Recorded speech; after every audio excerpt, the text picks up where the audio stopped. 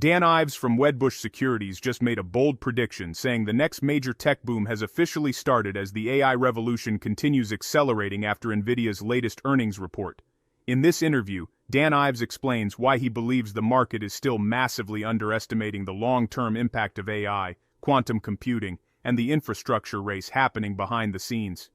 I'm going to show you the full clip from Dan Ives' interview, then I'll break down exactly what he meant, what I agree with, and why his comments could have huge implications for tech investors moving forward. And after that, I'll give you my deep dive on 3 growth stocks to buy and hold forever as this next wave of technology transformation continues to unfold. Let's hear what Dan Ives had to say. A giant in his own right, Dan Ives, Global Head of Technology Research at Wedbush Securities.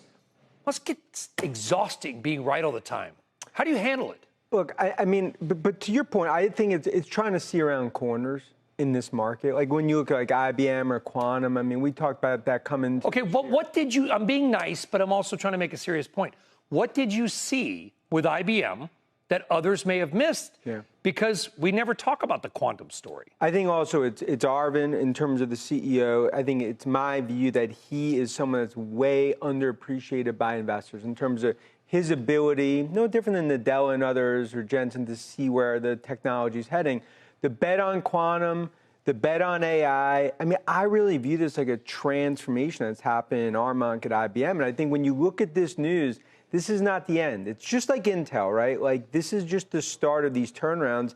And I think IBM continues to be one that has massive upside. We've all been focusing on the AI race, but it's like I don't have the bandwidth to focus on the quantum race also. Is the quantum race the same as the AI race? Does it leap ahead of the AI race? Because our guest last hour, when I asked him, CEO of D-Wave, to explain what quantum does, he said, for example, it helps them find and test new materials. That sounds to me like something that we would have said that AI was going to be working on. So yeah. I'm curious if quantum cannibalizes the TAM for AI, or how would you describe its positioning? Yeah, and that was a great interview. I think what it does, it really multiplies it. Because I view the AI revolution, the opportunity here, it's $4 trillion being spent in the next 3 to 4 years. We're only 15, 20% through that.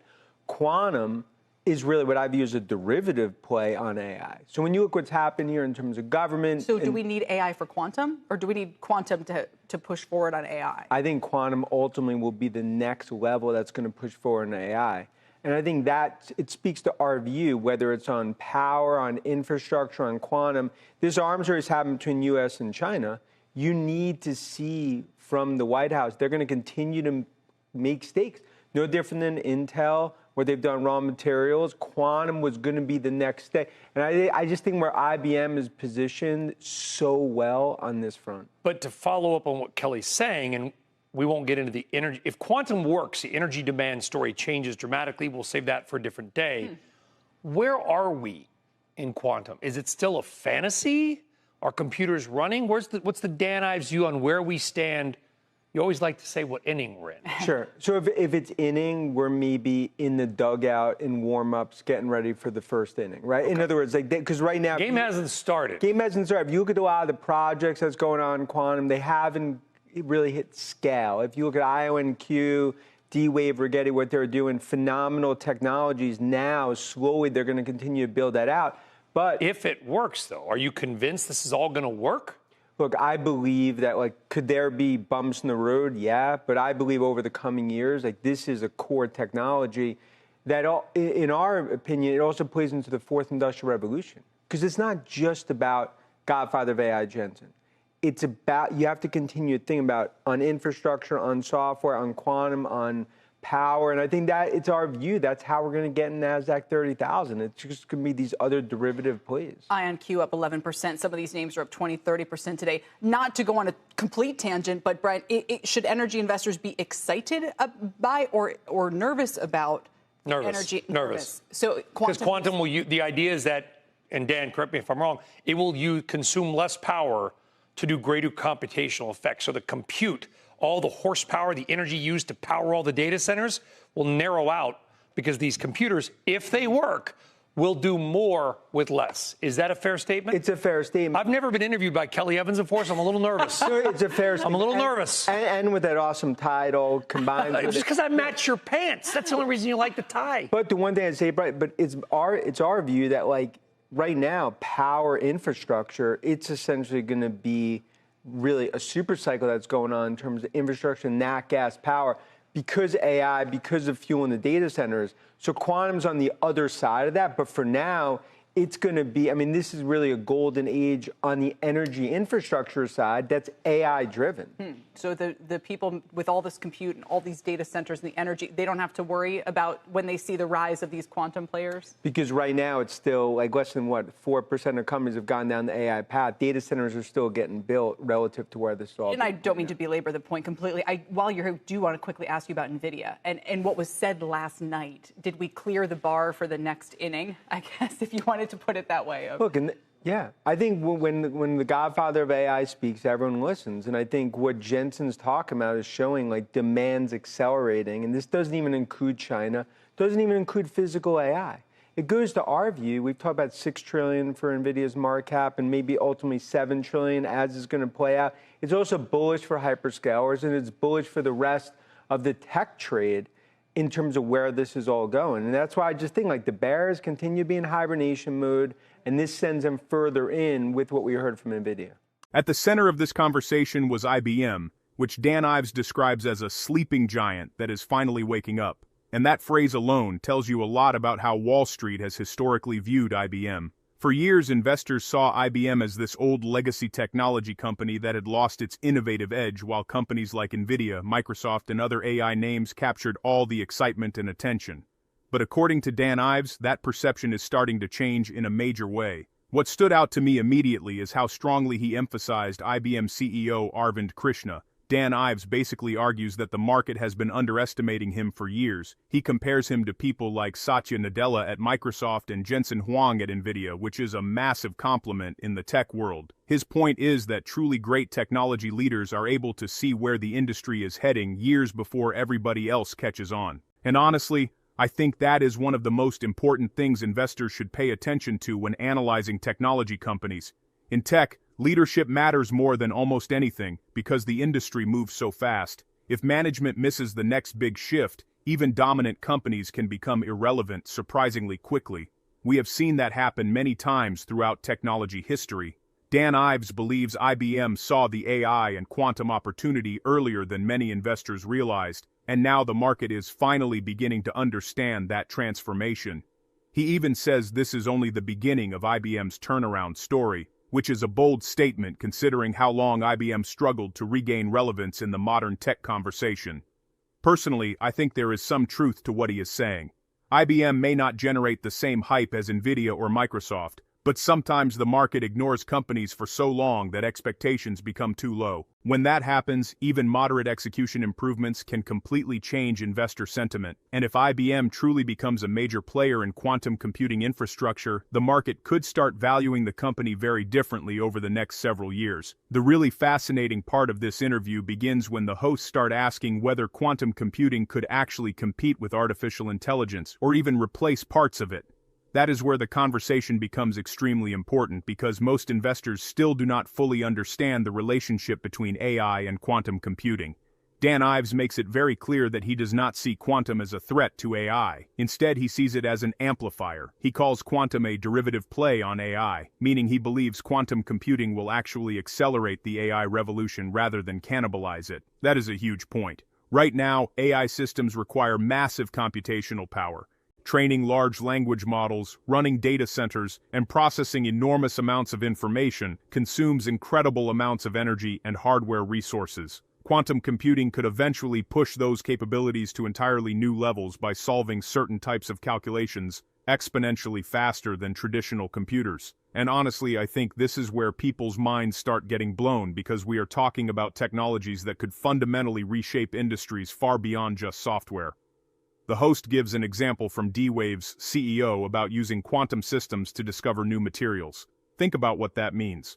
If quantum computing dramatically accelerates scientific research, pharmaceutical development, energy innovation, logistics optimization, or cybersecurity, then the economic implications become enormous. Dan Ives clearly sees this as part of what he calls the fourth industrial revolution. That phrase sounds dramatic, but when you think about AI, cloud computing, robotics, quantum systems, energy infrastructure, and automation all advancing simultaneously, it really does feel like we are entering a new technological era. One thing I personally found interesting was Dan Ives saying we are only about 15 to 20% through the AI spending cycle. That is a massive statement because investors already feel like AI has dominated markets for the past 2 years. Nvidia exploded higher. Data center spending surged. Every company suddenly started talking about AI integration. Yet Dan Ives believes the real spending wave is still ahead. He estimates roughly $4 trillion could be spent on AI-related infrastructure and development over the next 3 to 4 years. If that number is even remotely accurate, then this market may still be in the early innings of a much larger transformation. And honestly, that is why technology stocks continue showing such strong momentum despite concerns about valuations. Investors are not just pricing in today's earnings anymore. They are pricing in an entirely new economic infrastructure being built around AI. The interview also touches on something many people are not talking enough about, which is the geopolitical dimension of all this technology development. Dan Ives frames AI and quantum computing as part of an arms race between the United States and China. That is a critical point because technology leadership is no longer just about business competition. Governments increasingly view AI, semiconductors, quantum systems, and energy infrastructure as matters of national security and economic dominance. That means government support for these industries could remain extremely strong for years. He specifically mentions the White House continuing to invest in infrastructure, raw materials, and advanced technologies. This is important because major technological revolutions often accelerate faster when governments actively support them through policy, subsidies, and strategic investment. Personally, I think investors underestimate how powerful this dynamic can become. When you combine private sector innovation with government backing, entire industries can scale much faster than people expect. We saw this historically with the internet, aerospace, semiconductors, and renewable energy. AI and quantum computing may follow a similar path. Then the conversation shifts into where we actually are in the quantum computing timeline, and I think Dan Ives gave a surprisingly realistic answer. Instead of pretending quantum computing is fully mature today, he basically says we are still in the warm-up stage before the game even begins. He uses the baseball analogy that we are in the dugout getting ready for the first inning. In other words, quantum computing is still extremely early. And honestly, I appreciated that answer because sometimes technology discussions become too hyped too quickly. Quantum computing still faces enormous technical challenges. Scaling the technology, reducing errors, improving stability, and making systems commercially practical will take time. Dan Ives acknowledges that reality while still remaining extremely bullish long-term. He references companies like D-Wave, IonQ, and Rigetti as examples of businesses developing fascinating technologies, but he also makes it clear that widespread scale has not happened yet. That balance between optimism and realism is important because it reminds investors that quantum computing is probably not going to suddenly transform the economy overnight. But if it works long-term, the implications could be massive. One of the most interesting parts of the interview happens when they begin discussing energy demand. This is something that has become a huge topic lately because AI data centers require unbelievable amounts of electricity. Right now, the AI boom is creating a major infrastructure supercycle around power generation, natural gas, energy grids, and data center expansion. Dan Ives even describes it as a golden age for energy infrastructure because AI systems require so much computational horsepower. But then quantum computing introduces an entirely different possibility. The theory is that quantum systems could eventually perform far more powerful calculations using dramatically less energy than traditional computing systems. If that happens, the economics of computing infrastructure could change significantly over time. Now, to be clear, Dan Ives is not saying quantum immediately destroys the current AI infrastructure boom. In fact, he says the opposite. He believes the AI infrastructure supercycle still has years ahead because AI adoption remains incredibly early. He mentions that fewer than 4% of companies have fully gone down the AI path so far. That statistic is actually pretty shocking when you think about it. We already feel surrounded by AI discussions every day, yet according to Dan Ives, the overwhelming majority of companies are still only beginning their AI transformation. That means the demand for chips, cloud infrastructure, energy, and data centers could remain enormous for years before quantum computing even becomes commercially disruptive at scale. Personally, I think this is why investors should avoid thinking too simplistically about technological disruption. Sometimes people assume one technology immediately replaces another, but in reality, technological ecosystems often layer on top of each other over long periods. AI may expand first, then quantum computing may eventually accelerate AI even further, then entirely new industries emerge from that combination. That layered evolution is probably more realistic than some instant overnight replacement scenario. The interview closes with a return to Nvidia, and honestly, you can tell Dan Ives still sees Nvidia as the centerpiece of this entire AI revolution. He literally calls Jensen Huang the godfather of AI, which perfectly captures how Wall Street currently views Nvidia's importance. Dan Ives says Nvidia's latest comments prove demand for AI infrastructure is still accelerating, not slowing down. And importantly, he points out that Nvidia's current growth does not even fully include China or what he calls physical AI yet. That phrase physical AI is important because it hints at robotics, autonomous systems, industrial automation, and AI integrated into the real physical world, not just software applications. If AI eventually moves beyond chatbots and software into factories, robotics, transportation systems, healthcare devices, and industrial automation, then the demand for computing power could become far larger than many investors currently imagine.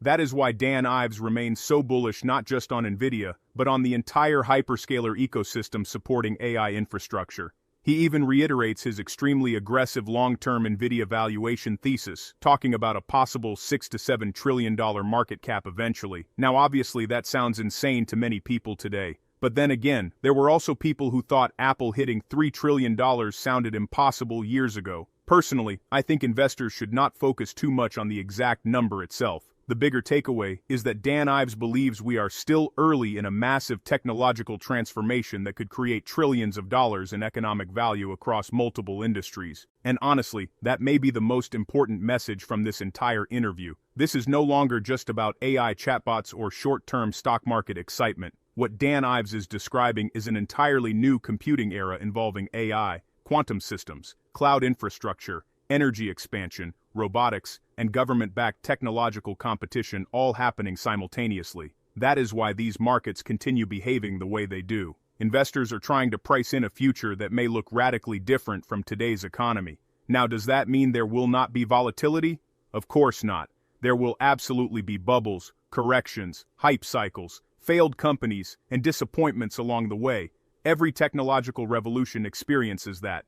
But listening to Dan Ives, you can clearly tell he believes the broader trend itself is very real and still in its early stages. And honestly, after hearing this interview, it becomes much easier to understand why so many investors remain aggressively bullish on technology despite all the concerns about valuations, interest rates, and market volatility. Because if even a fraction of what he is describing actually plays out over the next decade, we may still be much earlier in this technology revolution than most people realize. Now let's dive in and break down 3 growth stocks that will define the next 20 years of space, defense, and global connectivity. These are companies that are not just riding trends but actively creating them through launch systems, satellite networks, and next-generation space infrastructure.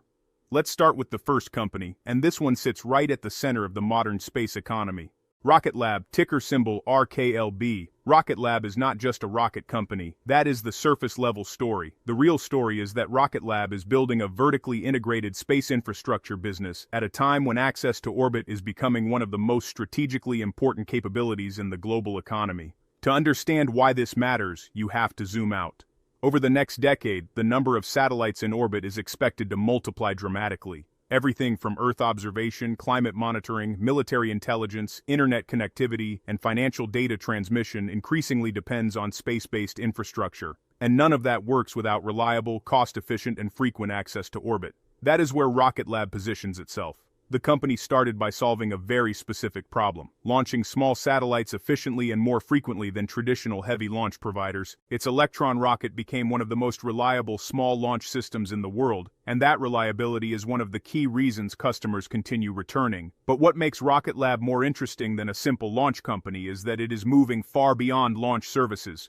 It is building spacecraft design capabilities, satellite components, space systems engineering, and even developing larger launch vehicles like Neutron, which is intended to compete in a higher payload category. That transition is critical because it moves Rocket Lab from being a service provider to being a full space systems company, and that is where the long-term value begins to compound.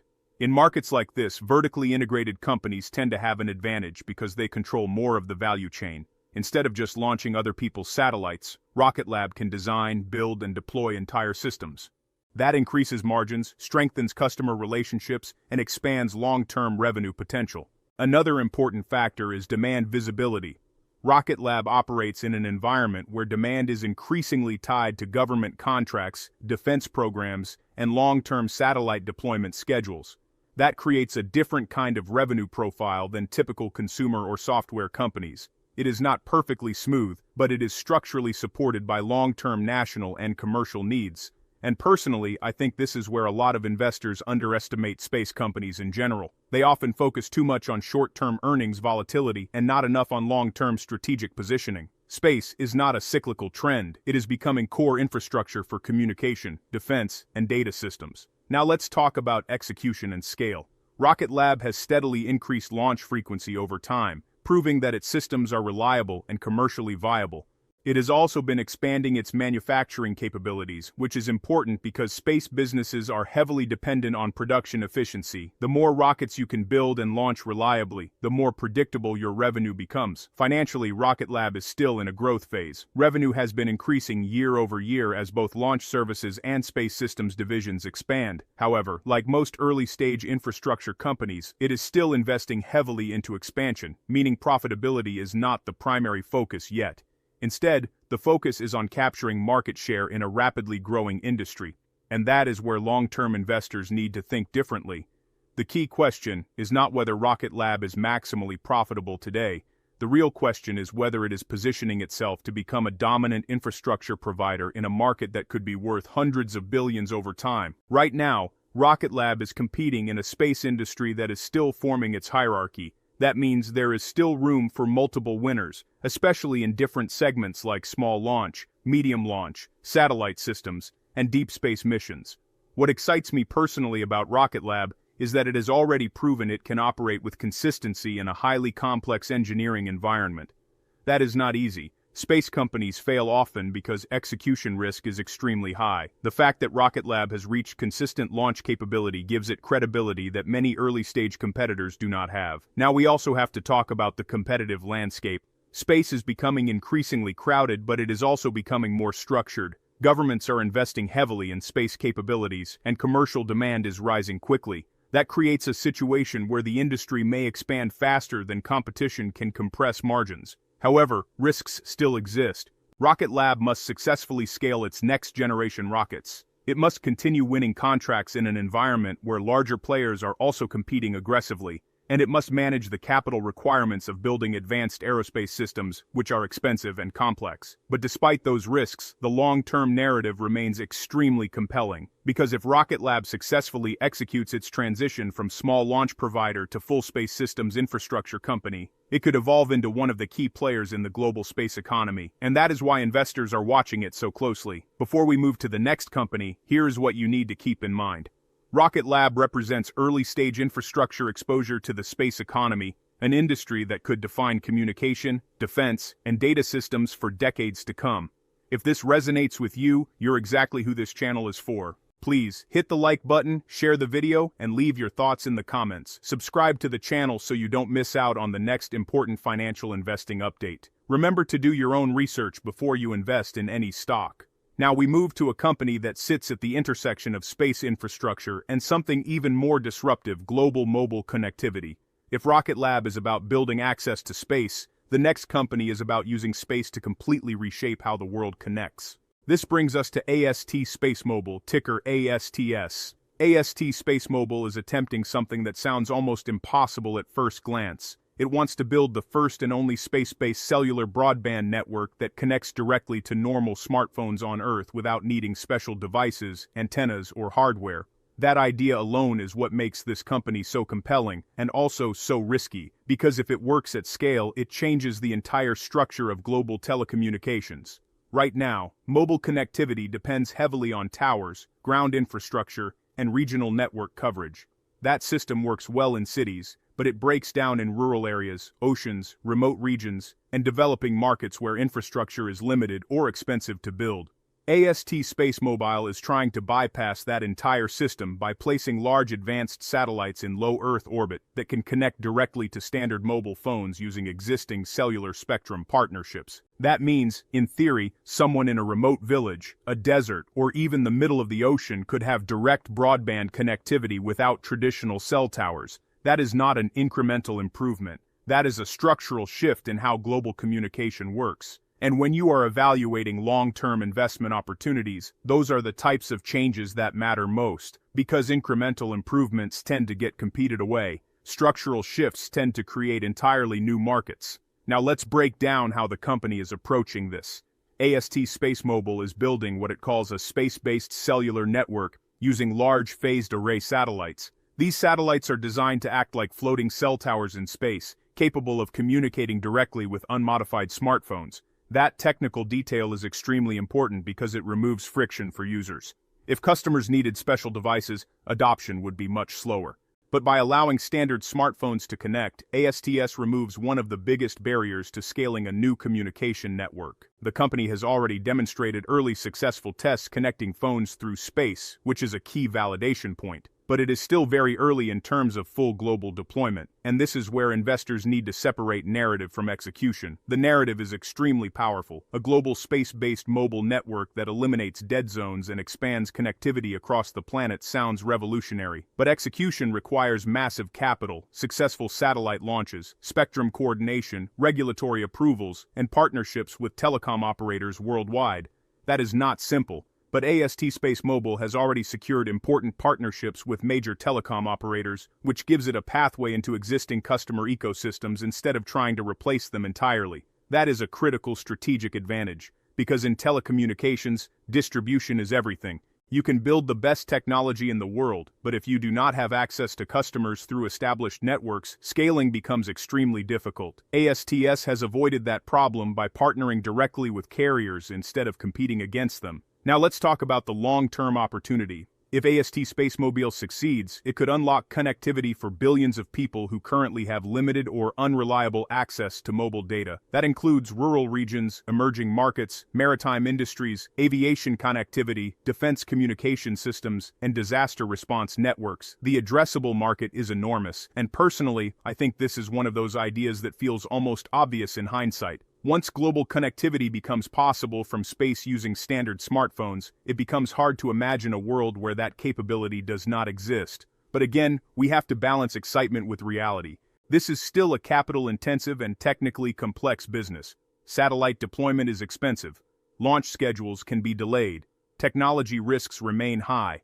And competition in the satellite communication space is increasing as more companies explore similar ideas. However, AST SpaceMobile's direct-to-device approach is one of the more differentiated strategies in the sector. Now let's talk about what could drive long-term value creation. First is subscriber growth through telecom partnerships. Instead of acquiring customers individually, ASTS integrates into existing mobile carriers, allowing it to scale through established distribution networks. Second is recurring revenue potential. If global connectivity becomes a service layered onto existing mobile plans, ASTS could potentially earn subscription-based revenue tied to usage or capacity. Third is expansion into enterprise and government services.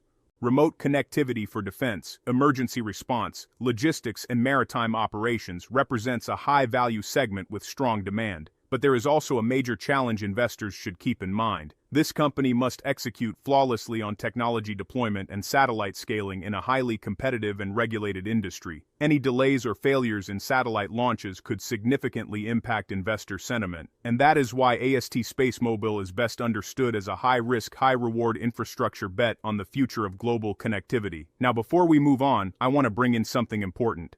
This video is brought to you by Value Stocks Investing Master Course. If you're looking to grow your wealth by investing in solid, undervalued stocks, but not sure where to start, I created the Value Stocks Investing Master Course to teach you how to identify great companies, make smart investment decisions, and build a portfolio that lasts. Click the link in the description and pinned comments to get the course today and take control of your financial future. Now we move to the final company in this lineup, and this one sits at the core of something even bigger than satellites or connectivity. It sits at the infrastructure layer of space itself, the part most investors do not fully understand yet. but quietly powers almost everything else that happens beyond Earth. This brings us to Redwire, ticker RDW.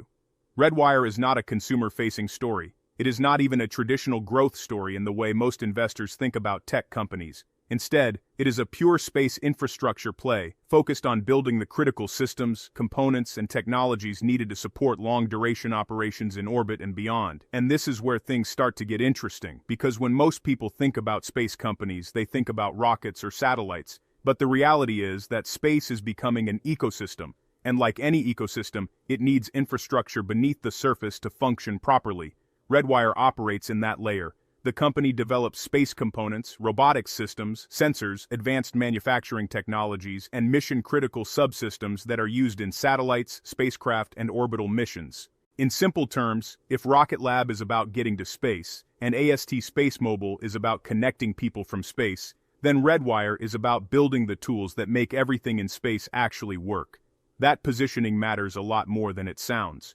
Because infrastructure companies often become the quiet beneficiaries of long-term industry expansion, they are not always the most visible names, but they tend to be deeply embedded in supply chains that scale alongside the entire sector. And in the case of Redwire, that sector is space commercialization and defense-related space operations. Now let's talk about why this matters from a macro perspective. Over the next decade, space is expected to evolve from a government-dominated domain into a hybrid commercial and defense ecosystem. That means more satellites, more space stations, more lunar missions, more orbital manufacturing experiments, and more military and intelligence applications in space. All of that requires hardware, systems, and infrastructure that can operate reliably in extreme conditions. That is exactly where Redwire positions itself. The company has built capabilities in areas like in-orbit manufacturing, space robotics, and advanced payload systems. These are not futuristic concepts anymore. They are actively being developed and deployed in real missions. And that is an important shift because space infrastructure used to be purely experimental. Now it is becoming operational.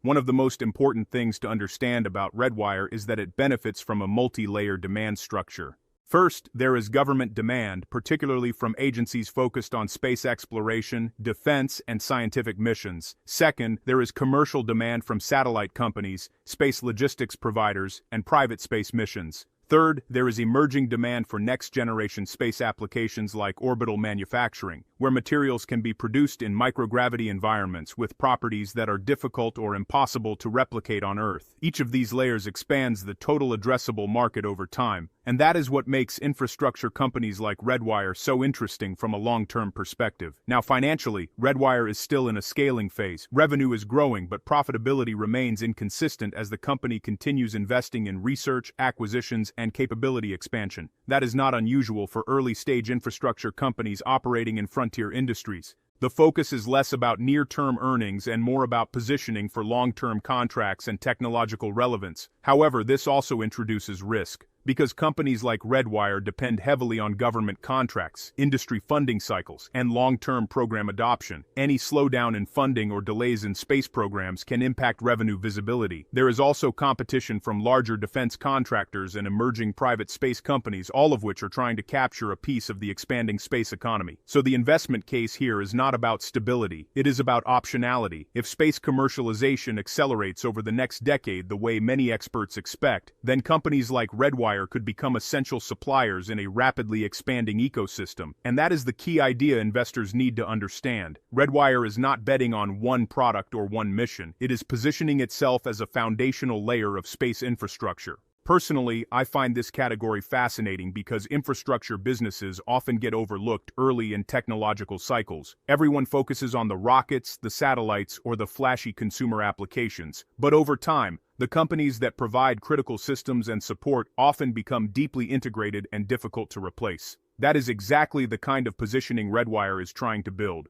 Now, when you put all three companies together, the picture becomes much clearer. Rocket Lab represents access to space, ASTS SpaceMobile represents connectivity from space, and Redwire represents the infrastructure that supports space operations themselves. Together, they form different layers of the same long-term theme, which is the commercialization and industrialization of space. But it is important to stay grounded here.